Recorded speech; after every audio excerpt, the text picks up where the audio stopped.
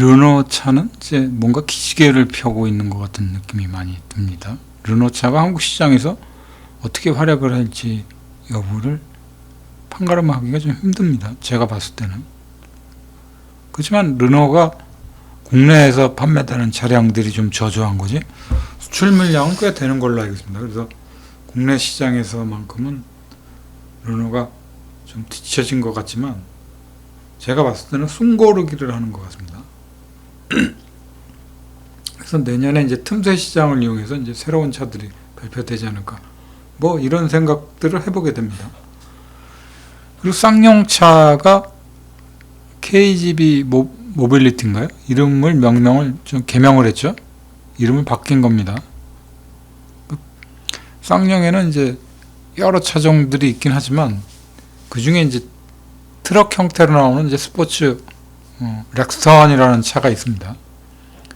이 차 같은 경우는 1톤 화물차가 있는지 여부는 저도 정확하게 모르겠습니다. 몇 년 전에 이제 출시를 한다라는 얘기 있지만 시중에 이제 굴러다니는 렉스턴 1톤 트럭을 본 적은 없습니다.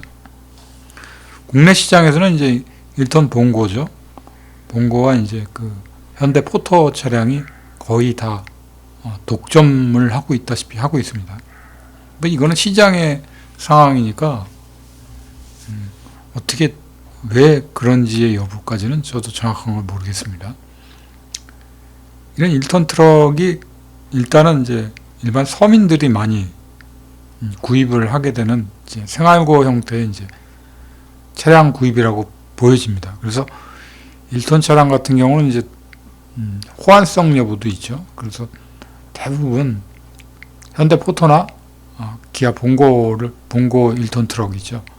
그거를 많이 사는 것 같습니다. 요즘에 이제 훑어보게 되면 기아 거보다는 오히려 아무래도 이제 현대 포터가 제일 많이 팔리는 것 같습니다. 뭐 단연 제일 많이 팔리는 차라고 보여지지 않나 이런 생각도 해보게 됩니다.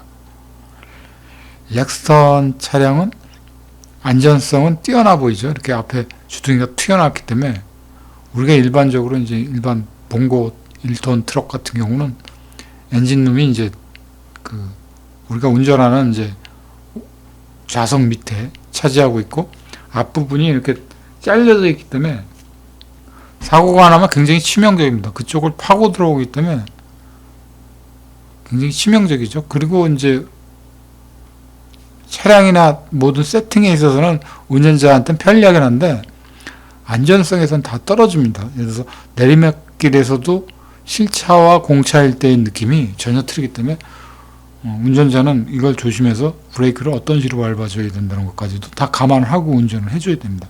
운전이 쉬운 반면에 내리막길에서 오뚜기처럼 돌 수 있는 차량이 또한 이제 1톤 화물차이기도 합니다. 그러니까 뒤축이 가벼운 거죠. 적재가 안 돼 있을 때는. 그리고 렉스턴 차량의 캠핑카를 한번 살펴봤습니다. 렉스턴이 이제 캠핑카가 실제로는 나오고 있는 걸로 알고 있습니다. 이런 모양이겠죠. 그리고 이제 초장축 형태로 이제 만들어지게 되면은 상당히 이제 차고가 높아지겠죠. 이런 형태의 렉스턴 캠핑카를 저는 못 봤습니다.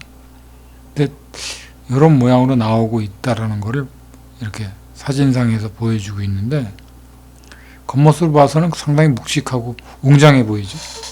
이런 차가 있다라는 거는 이제 저도 실감이 안 가서 이번에 이제 영상으로 이제 주저리 이렇게 얘기를 진행을 해보는 겁니다. 렉스턴 차량은 좀 독특한 면이 있죠. 4륜구동의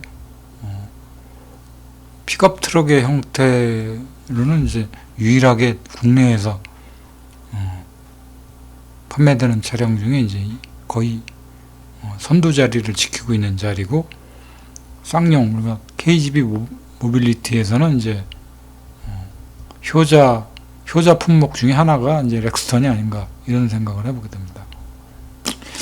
렉스턴이 처음 나왔을 때 이제 기아에서는 소렌토 차량이 이제 동급으로 비슷하게 나왔죠. 당시만 해도 처음에 나왔을 때도 상당히 많이들 타고 다녔었습니다. 특히 이제 영업을 많이 하는 분들이 렉스턴 차량을 많이 샀던 것 같습니다. 특히나 사료 회사 쪽에 이제 이 영업을 뛰는 분들이 이 렉스턴을 굉장히 선호했었던 게, 시골 농장을 이제 많이 다니니까 거기에 이제 예를 들어서 농장 같은 데 들어가게 되면 이제 임신 진단기라든가 여러 장비들도 많이 싣고 다닌다고 하더라고요. 그래서 이제 그런 것 때문이라도 렉스턴이 소렌토보다는 이제 특히 이제 지방을 내려가서 제가 봤을 때는 과거에 소렌토보다는 렉스턴을 많이 선호했던 것 같습니다. 힘이 좋고 그 진흙탕이나 이제 언덕길을 많이 다녀야 되는 그런 상황이다 보니까 렉스턴이 초창기 때는 제 생각으로는 이제 많이 팔렸던 것 같고, 그리고 이제 그 이후에 이제 소렌토가 이제 그 렉스턴을 견제하기 위해서 이제 나온 차량이 아닌가, 뭐 이런 생각까지도 해보게 됩니다. 실제로 렉스턴이 사실은 뭐 모든 남성들 입장에서 봤을 때도 그 차를 사려고 하는 입장들이 더 많았었죠. 중간에 소렌토가 나오면서 서서히 이제 그 시장을 이제 파고들은 거죠. 파고들면서 이제 그 이후에 판도가 좀 많이 바뀌었지 않았나 하는 생각도 해보게 됩니다. 렉스턴이 이제 효자 품목으로 현재도 이제 새로운 신차가 발표되고 있죠.